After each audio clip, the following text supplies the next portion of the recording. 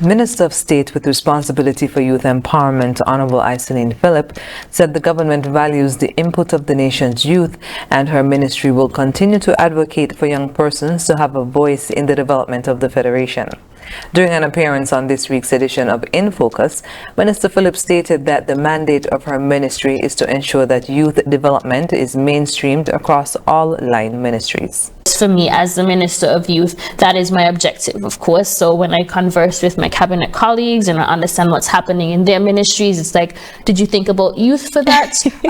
Is there an opportunity for a young person to join this? And we have been able to actually have some opportunities for that. So, for example, with Diplomatic Week, I did make the request to Senior Minister, Foreign Minister, if we could have some young persons be part of that event so that they have that exposure. And there were some young people who were able to work with the protocol officers during Diplomatic Week. Similarly, I believe the Ministry of Tourism would have recently had a young person, a youth ambassador, to attend a regional tourism youth congress. And so these are ways that I believe we are not only kind of talking about what needs to happen in youth development, but we're actually doing it in terms of actually implementing some of the policy initiatives that we have.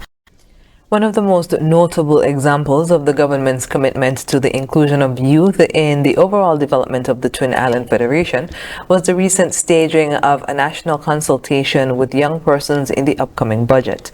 The dialogue was entitled Transformation to a Sustainable Island State, a budget conversation with the nation's youth. The youth minister said she was particularly pleased by the participation of youth from a wide cross-section, including the secondary schools as well as young professionals. There were actually some questions and comments from the floor that I thought were very interesting. We had comments from persons who are in the creative economy and talking about the challenges they face in terms of their own development as business persons and entrepreneurs. And it was really good to be able to have that interface, because then that is really how the policy development process ought to be in terms of the consultative process, to be able to inform what we need to be doing in our respective ministries across government, to be able to ensure that we are responding to the needs of our electorate, of our nation, and particularly our young people. Minister Phillip indicated that the National Youth Policy guides the ministry's approach to youth development in the Federation.